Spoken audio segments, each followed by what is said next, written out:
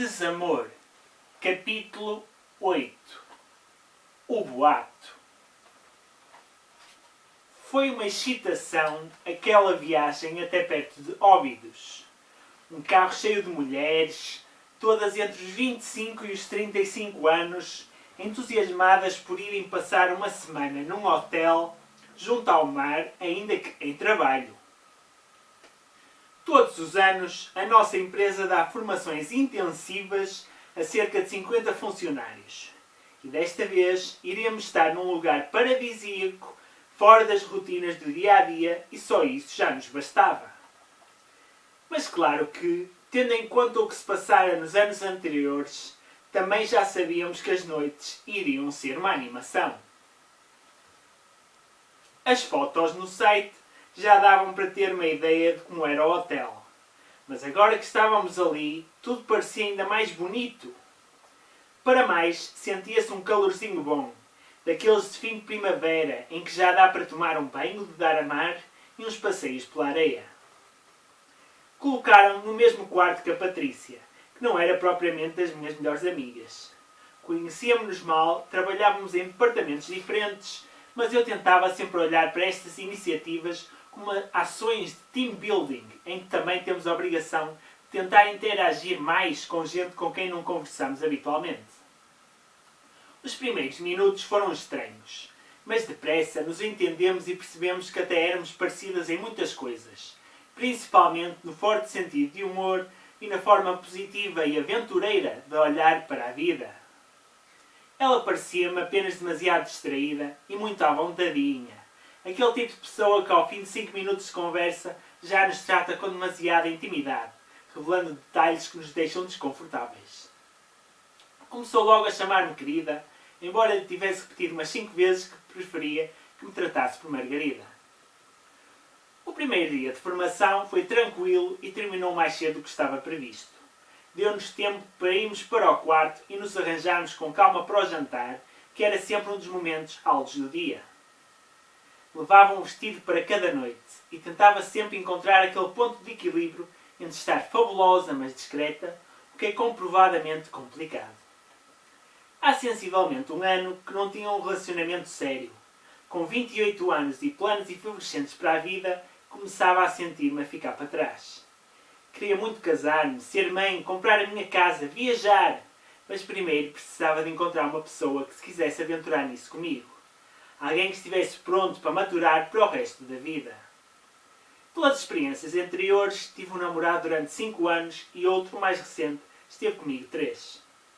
Sabia que não poderia atirar-me de cabeça para um casamento ou um filho sem primeiro conhecer bem a outra pessoa, perceber-lhe as ideias de vida, e isso levaria o seu tempo, talvez alguns anos. Ora, se não me despachasse a encontrar essa pessoa, o mais certo seria estar a casar-me lá após 35 e a ter filhos aos 40.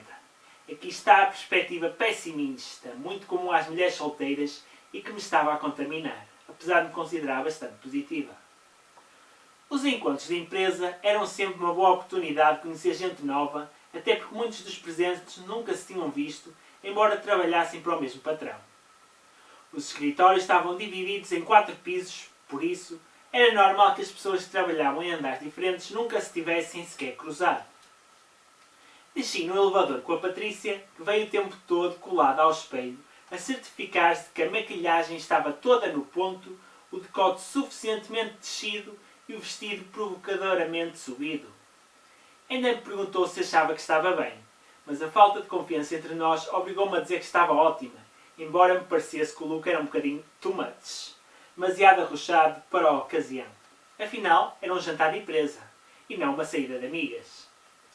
Fomos até perto do cartaz que anunciava a distribuição das mesas e verificámos se não iríamos ficar juntas. Olhando para os nomes de todos os que se sentariam ao meu lado, percebi que não conhecia ninguém. Fomos das primeiras a chegar, por isso passámos antes pelo bar. Já lá estavam alguns grupos, sobretudo de homens. Reconheci o Francisco, que trabalha no mesmo departamento que eu. Dirigimos-nos a ele. Apresentei-lhe a Patrícia, que se comportou de acordo com o estilo do vestido e tratou de o cumprimentar de forma lasciva, o que me deixou ligeiramente desconfortável. O Francisco deu um toque no ombro de um amigo que estava de costas para nós. Virou-se e sentia aquele friozinho no estômago.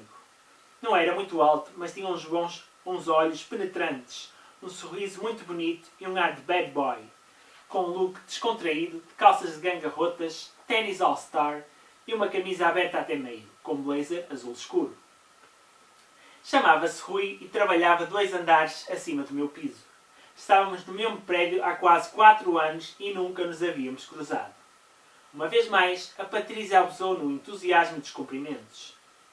Senti vergonha alheia pela figura dela, mas tentei não dar demasiada importância.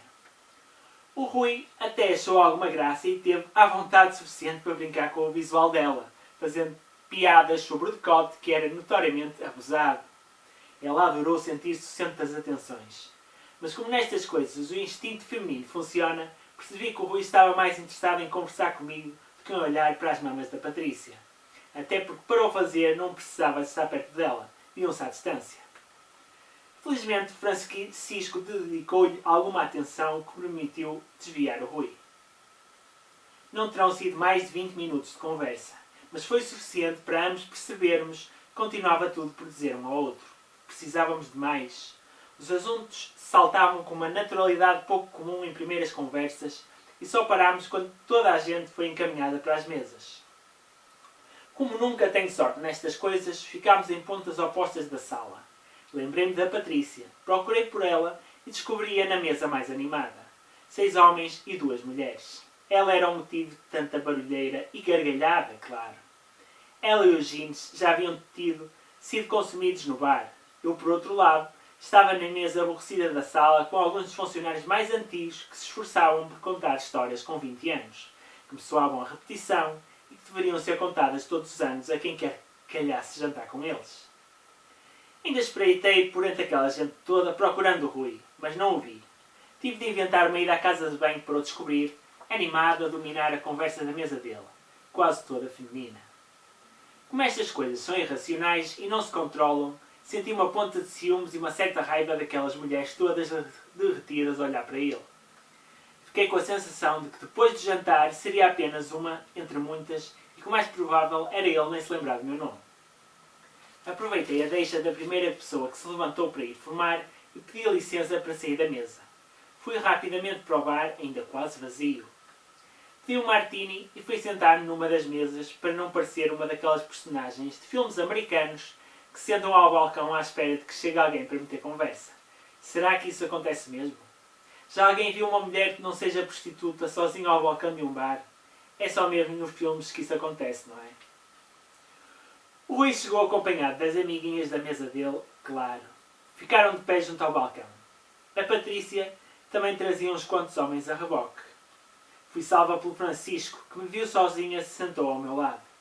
Qual era a tua mesa? Perguntei-lhe. Só não vou dizer que era a mais chata da sala porque vi aquela em que estavas. Ri-me. Fui buscar mais uma bebida, muito mais para ver que se me fazia notar ao Rui do que porque me apetecesse. Passei por ele, mas nem reparou em mim. Pedi a bebida, recolhia e voltei para o meu lugar. Quando ia a passar junto do grupo dele, segurei-me ligeiramente no braço. Margarida, ainda bem que te vejo, precisava de ver uma coisa contigo, disse-me o Rui. Minhas senhoras, peço desculpa, mas isto é trabalho. Pôs-se a meu lado e seguimos juntos em direção à mesa onde Francisco me aguardava. Desculpa, mas precisava mesmo de sair de perto daquelas pessoas. Precisavas? Parecias muito animado. Eu trabalho em relações públicas, estava só a ser profissional. És um profissional muito aplicado, disse, evidenciando uma pontinha de ciúmes que ele percebeu e gostou. Assim que nos sentámos, o Francisco percebeu que se calhar o melhor seria ir dar uma volta. Sempre foi um rapaz muito perspicaz. Sugeri-lhe que procurasse a Patrícia, quase como se lhe desejasse um final de noite feliz. Na verdade, tinha alguma pena de Francisco, que era mesmo muito boa pessoa, mas parecia sempre demasiado solitário e olhado por toda a gente com uma dose de complacência, como se todos lhe desejassem o melhor, embora soubessem que o máximo que conseguiria seria qualquer coisa mediana, quer fosse no trabalho, quer fosse na vida amorosa. A conversa com o Rui foi a continuação do que havia começado horas antes. Não perdemos ritmo nem interesse.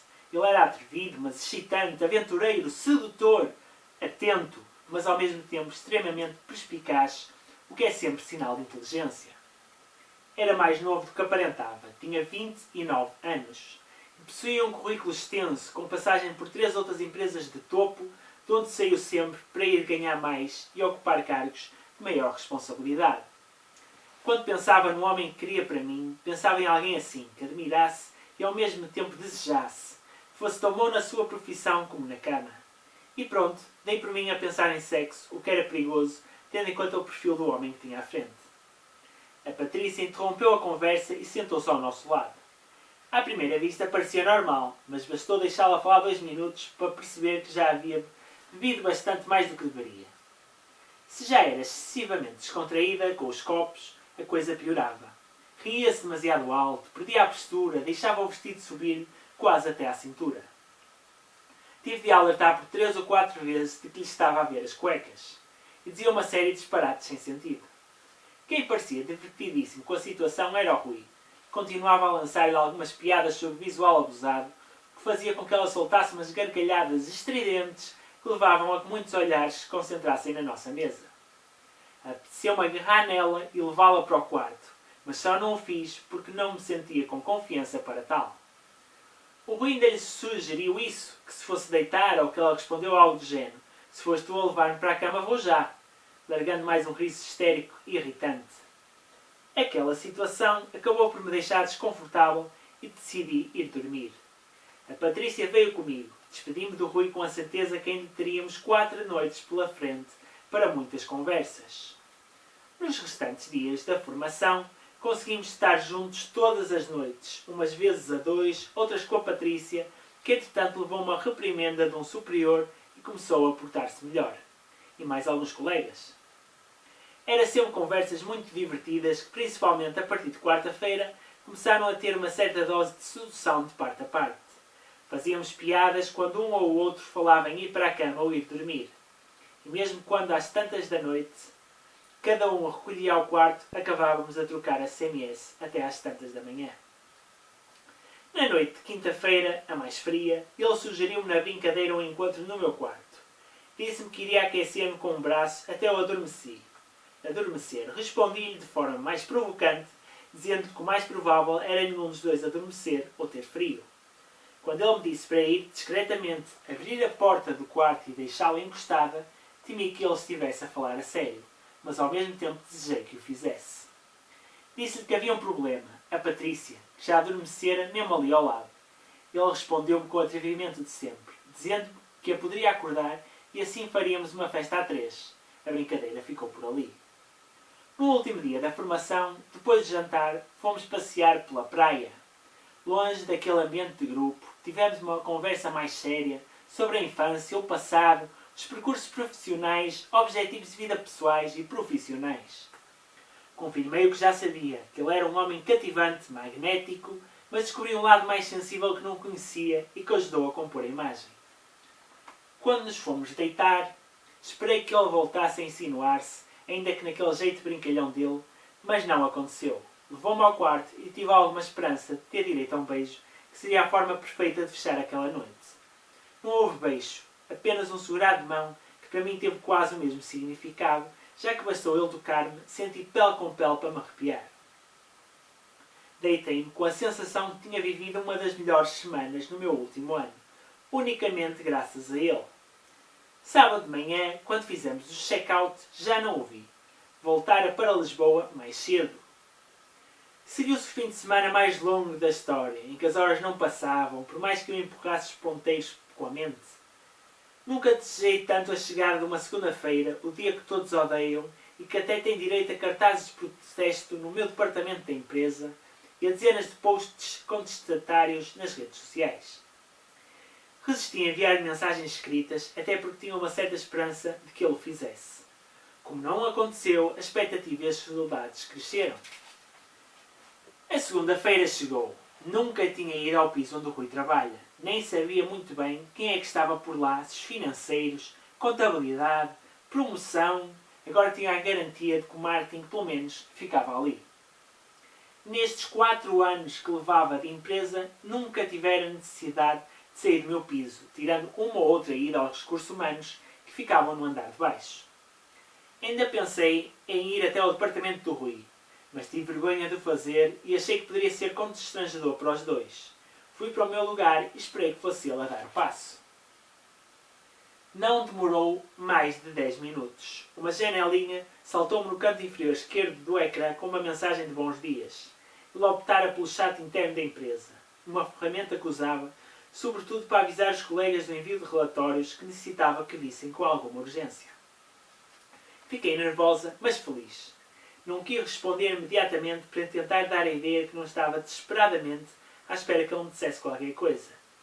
Deixei passarem uns minutos e lá lhe devolvi os bons dias. Conversámos durante toda a manhã e depois ao longo da tarde. Já não nos sentíamos estranhos, a cumplicidade começou a crescer e o meu interesse também.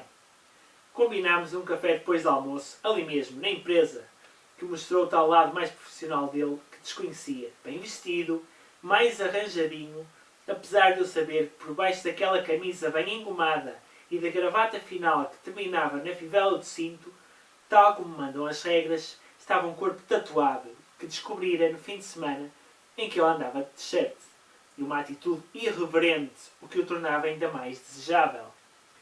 Esta passou a ser a nossa rotina. Conversar todo o dia no chat, café depois do almoço. Na quinta-feira dessa semana, percebemos que havíamos sido convidados para o aniversário de um colega que iria ser nesse sábado. Durante os dias de expediente e devido à formação da semana anterior, o trabalho havia sido intenso e nenhum dos dois havia conseguido sair a horas decentes para combinar o que quer que fosse. Ainda lhe sugeri um cinema, mas era num dia em que ele não podia. Ele desafiou-me para um almoço no outro dia, mas eu iria ter uma reunião que terminaria tarde e não conseguiria. Aquele jantar, no entanto, seria a ocasião perfeita para voltarmos a estar juntos num ambiente mais informal. Levei um bom par de horas a escolher o que vestir, o que calçar, a lingerie, como levar o cabelo, o tipo de maquilhagem. Queria estar perfeita. Não sei porquê, na minha cabeça aquela iria ser a nossa noite. Alimentei essa ideia que começou a ganhar forma. Fiz planos sobre como o iria convidar para nos escaparmos mais cedo e de forma discreta. Arrumei a casa e sobretudo o quarto com aquele primor de quem espera visitas. Fantasiei sobre como e onde iríamos fazer amor. Até achei que estava ali com aquele trabalho todo, mas o mais provável seria ele querer levar-me para a casa dele ou acabarmos por ficar pelo carro, o que seria mais complicado para ir além dos beijos. Cheguei ao jantar e senti-me novamente na semana da formação, com dezenas de pessoas que conhecia de vista, mas de que nem sabia o nome, e um ou outro colega mais próximo. Lá estavam o Francisco e a Patrícia, sempre com o seu jeito provocante e excessivo. Desta vez, escolheram um vestido justo de lantejoulas que, apesar de ter um decote subido, marcava-lhe o peito e fazia-o parecer enorme, e não era pequeno na verdade. O que concentrava muitos olhares masculinos, como era, aliás, normal e desejo dela. Era nesse grupo que estava o Rui, também ele, seguramente ofuscado com o brilho do vestido da Patrícia e fascinado com tanta mama. Quando me viu, afastou-se discretamente e veio ter comigo. Não precisavas te incomodar. Aposto que havia ali pelo menos 2 assuntos muito mais importantes do que aqui, brinquei eu. São 2 assuntos extremamente interessantes, mas sobre os quais me irei debruçar numa outra ocasião. Engraçadinho. Felizmente não havia lugares marcados e podemos ficar lado a lado. O Francisco sentou-se do outro lado, o que me deixou mais constrangida, já que tinha programado umas investidas debaixo da mesa durante o jantar, o que assim se tornava difícil. Tive de me controlar. Depois de jantar, saímos do restaurante e ficámos, como é costume, meia hora na rua, até que alguém decidisse onde se iria a seguir. Nestas coisas nunca há consenso. O Rui ofereceu-me o casaco e aceitei, já que estava a começar a sentir-me desconfortável com o frio. Senti o cheiro dele na roupa, o que me desconfortou ainda mais. A minha vontade era a de lhe sugerir logo que fôssemos a algum sítio, só os dois. Mas o aniversariante queria oferecer qualquer coisa aos convidados e só o faria no bar onde iríamos. Por isso o grupo continuava compacto. Não houve aquela tradicional debandada de gente que se safa sempre com tenho de ir andando que amanhã tenho de me levantar cedo. Escolheram um bar na zona de Santos. Para não estarmos a levar tantos carros para lá, onde é impossível estacionar, fui de boleia com o Rui. O Francisco e a Patrícia também se juntaram a nós. O bar era juvenil e estava demasiado cheio e ruidoso para o meu gosto. O Rui foi para a imensa fila buscar bebidas para os 4 e nós ficámos num recanto próximo da entrada onde se conseguia conversar melhor. Francisco parecia-me um pouco aliado, distante e mais para alimentar a conversa do que por interesse genuíno, perguntei-lhe se estava tudo bem com ele. Disse-me que sim, mas que achava que devia ter uma conversa comigo. Achei aquilo estranho, esquisito. Que me lembre, nunca tinha tido uma conversa com ele. Apenas diálogo de circunstância, sempre no ambiente de trabalho e nunca a dois. Viemos para a rua onde não havia ruído. O que foi? Estás a deixar-me preocupada. Oh, não é preciso isso, mas eu tenho visto que andas muito próxima do Rui e, bom, isto é esquisito. Temi muito seriamente que ele me fosse fazer ali uma declaração de amor. Não estava preparada para uma coisa dessas. Eu já conheço o Rui há algum tempo, embora não sejamos amigos muito próximos. Mas conhecemos coisas de gajo. Desembucha, homem, já me estava a irritar. Embora não estejamos assim tantas vezes juntos, considero-te uma amiga, talvez até mais próxima do que ele. E reparei que olhas para ele com muito entusiasmo e acho que estás a ficar assim meio caidinha por ele, é verdade? Sinceramente, Francisco, e por favor, não me leves a mal, mas acho que isso é um assunto meu e dele, pelo menos nesta fase. Desculpa dizer-te isto, mas... Até pode ser, mas se estou a falar disto é porque gosto de ti. Pronto, lá vinha a conversa de gosto de ti. Agora devia ser a parte do e gosto de ti muito mais do que como amiga. E porque gosto de ti e não quero ver-te sofrer, e acho que tens direito a saber em que é que estás a meter. Ah, afinal não. Afinal é a conversa de tens de ter cuidado que o Rui só vai brincar com os teus sentimentos. Sabes que o Rui tem namorada? Que vivem juntos há algum tempo? Fiquei perplexa. Não consegui dizer nada, mas acho que não foi preciso. Pela minha reação, o Francisco percebeu o que estava a sentir e ofereceu-se para me acompanhar até à praça de táxis, ficava a 100 metros. Desculpa ter-te dito isto assim, mas achei que era muito injusto estares a envolver-te emocionalmente. Francisco, agradeço-te muito, de fundo de coração, mas para, por favor, com as explicações, não digas mais nada. Preciso de silêncio. Ele cumpriu. Voltei para junto do meu carro, que ficara no restaurante, e depois segui para casa. Pelo caminho, recebi uma mensagem do Rui a perguntar-me por onde andava. Não respondi, mas deduzi que Francisco lhe tivesse dado a notícia, já que uns minutos depois recebi uma outra a perguntar-me se estava bem e se precisava de alguma coisa. Voltei a não responder. A minha vontade era ligar-lhe e chamar-lhe tudo o que me viesse à cabeça. Sentia-me nervosa, revoltada, desiludida. Tirei os sapatos e enfiei-me na cama com uma tremenda vontade de gritar. Comecei a chorar mais dos nervos do que da tristeza, porque o que se sentia não era bem tristeza, mas mais indignação.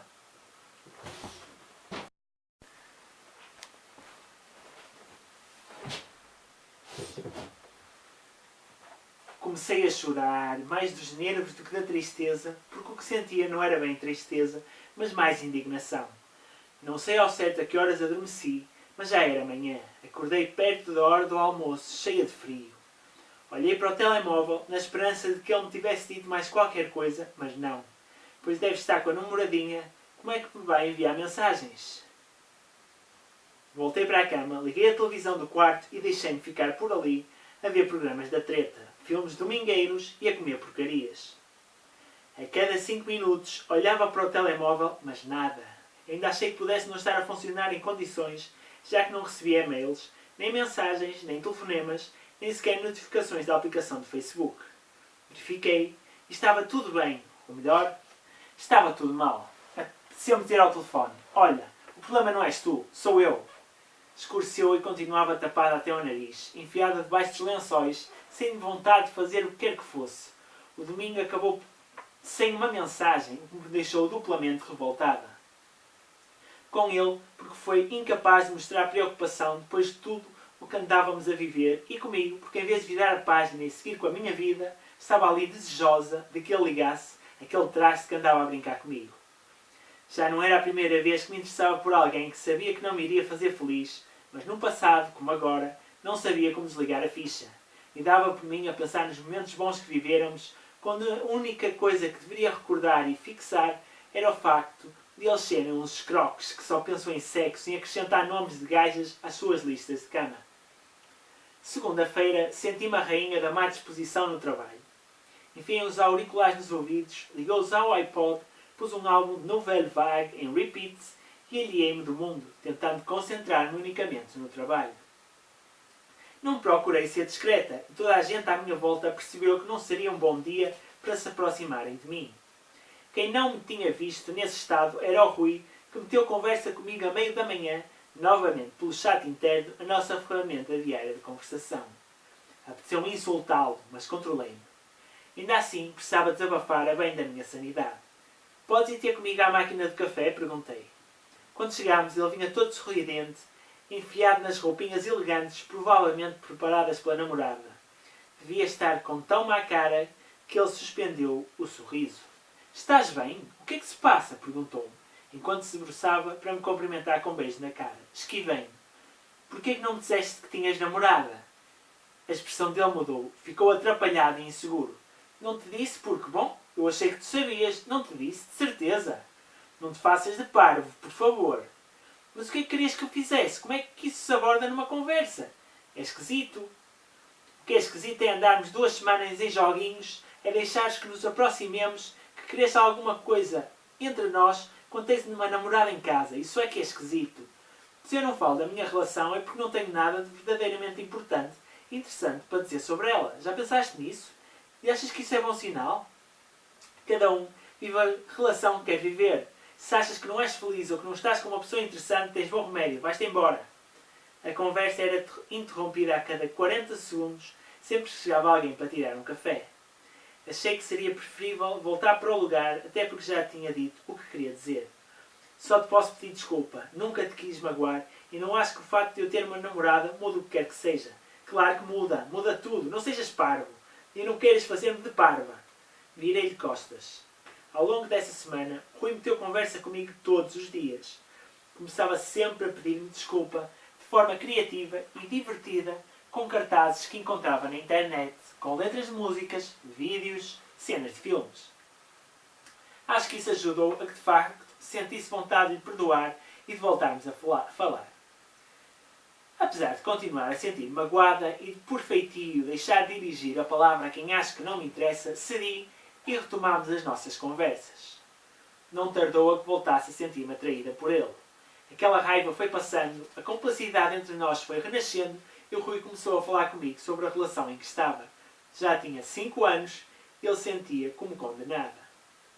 Tentei ser a amiga que ouve de forma interessada e aconselha de forma desinteressada, mas não consegui.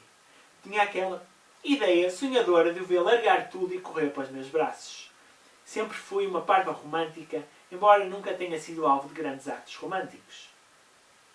As razões por ele apontadas para prolongar o relacionamento andavam sempre à volta do mesmo. Pena dela, demasiadas coisas envolvidas, falta de coragem para dizer que chegou ao fim. Falámos sobre isto vezes sem conta. Durante semanas vivemos uma espécie de namoro à distância, já que me recusei sempre a sair com ele e nunca aceitei os convites provocantes que me fazia, embora tivesse muita vontade. Ele conseguia perturbar-me, tirar-me da minha zona de conforto e tinha um jeito incrível para me aquecer apenas com palavras. As conversas evoluíram para um quase sexting, mais nas trocas de mensagens pelo telemóvel do que no chat interno, que ambos receávamos que pudesse ser de alguma forma controlado informaticamente. Por esta altura, fomos forçados a sair em mais uma iniciativa da empresa, desta vez a festa de aniversário, que metia sempre um jantar para que os administradores nos dissessem que somos muito bons, mas que temos de trabalhar ainda mais para sermos os melhores. Era todos os anos a mesma conversa. Horas antes do jantar, enquanto me preparava para sair, decidi que não tinha de me preocupar com a situação do Rui, que estava a ser muito mais cautelosa e conservadora do que ele. Quando era ele que tinha namorada, era ele que tinha de ter problemas morais caso nos envolvêssemos. Por isso, fui para o jantar com aquela atitude de não quero saber, o que tiver de acontecer, que aconteça. Durante todo o jantar, fui trocando mensagens com o Rui. Comecei a beber à mesma velocidade com que me fui sentindo excitada. Não pus um travão. Claro que as coisas se aceleraram rapidamente. As mensagens já eram todas num tom quase pornográfico, uma fantasia que estávamos a viver secretamente no meio de toda a gente. Aquela gente conhecida. Para me provocar, o Rui foi ter com a Patrícia. Será preciso dizer que estava vestida de forma provocante? Que claro, entrou no jogo, achando que estava a ser seduzida por ele. Enquanto isso, o Rui continuava a provocar-me através de mensagens, fazendo-me ciúmes, dizendo que a Patrícia já lhe tinha sugerido que fossem até a casa dela e que ele estava tentado a aceitar. Respondi-lhe que aceitasse, mas que se fosse perderia o melhor beijo da vida dele que eu estava a aguardar para o final daquela noite. Troca um beijo teu por uma noite de sexo louco, seja com quem for, respondeu. Tive vontade de correr até ele e beijá-lo mesmo ali. Discretamente vai ter comigo ao meu carro. Está na rua Castilho, corteirão de cima, disse-lhe. Pousei o copo no balcão e saí. Cheguei ao carro, tirei os sapatos, masquei rapidamente uma pastilha para ver se eliminava o hálito a álcool, verifiquei a maquilhagem e abusei do perfume que trazia na mala. Subi ligeiramente o vestido, que passou a estar quase 2 palmos acima do joelho. Seria muito abusado? Não. Para o Rui não seria, seguramente. Vi-o a caminhar na direção do carro com um ar apressado. Entrou para o lugar do passageiro e ficou a olhar para mim e a sorrir. Acabei de dizer que não a uma noite de sexo. Espero que tenha valido a pena. Puxei-o para mim e beijei-o de forma intensa, como há muitos anos não beijava ninguém. Senti as mãos dele passarem-me pelo cabelo, descerem-me pelas costas e apertarem-me contra ele. Aquela posição com o manipulo das mudanças pelo meio era tudo menos cómoda e não deixava que nos entregássemos completamente. Tive vontade de saltar para o banco de trás e despi-lo, mas a rua era demasiado movimentada para isso, até mesmo às 2:30 da manhã. Queres ir para algum sítio mais calmo? Perguntou-me ele ofegante enquanto me beijava. Apeteceu-me dizer que sim, mas consegui contrariar-me e ter um pingo de racionalidade. Cala-te e beija-me. Estás a deixar-me louco. Eu prometi-te um beijo, não mais do que isso. Mas eu não aguento. Sente como é que me estás a deixar. Pegou na minha mão e colocou-a na zona da preguilha, deixando-me sentir o pênis dele teso, grande, que lhe descia pela coxa, dominado pelas calças justas. Coitado, está aqui muito apertadinho, brinquei eu, enquanto sentia e massajava. Não queres libertar? Não me parece que uma coisa dessas deva andar por aí à solta. É capaz de fazer estragos. Acho que tens capacidade para o domar. Anda lá para trás, sugeriu ele. Não resisti. Saí pela porta e entrei pela de trás, enquanto ele saltou pelo interior do carro. Deitei-me em cima dele, puxei-lhe a camisa para fora das calças, desapertei-lhe o cinto, abri-lhe o fecho e enfiei a mão por dentro dos boxers. Segurei-lhe no pênis e puxei-o para mim. Estava quente, duro e irte como um mastro. Ele fechou os olhos com prazer. Enquanto massajava lentamente com uma mão, com a outra comecei a desapertar os botões da camisa. Não tinha um corpo tão firme como idealizava, mas naquele momento não me fez qualquer diferença. Beijei-lhe o peito e o pescoço, lambi-lhe os mamilos e comecei a descer, percorrendo todo o tronco com a língua. Deixei-o sofrer mais algum tempo. Puxei-lhe as calças mais para baixo e beijei-lhe as coxas e depois as virilhas. Deixei-o sentir o calor da minha respiração muito próxima do membro enquanto esfregava de forma mais intensa. Achei que ele não o aguentaria por muito mais tempo. Também por isso, não lhe dei o prazer de ter aquilo que ele achava que ia ter.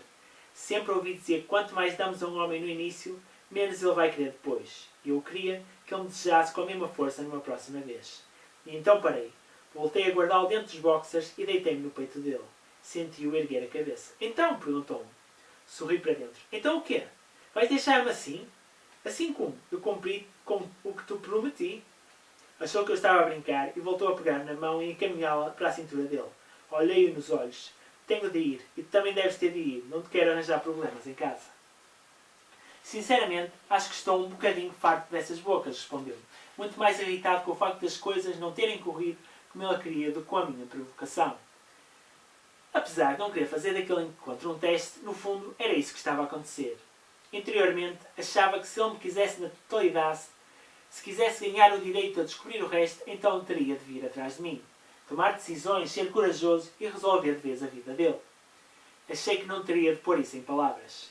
Ele sabia exatamente o que sentia por ele, que estava apaixonada, que sofria por ele tardar em resolver a vida.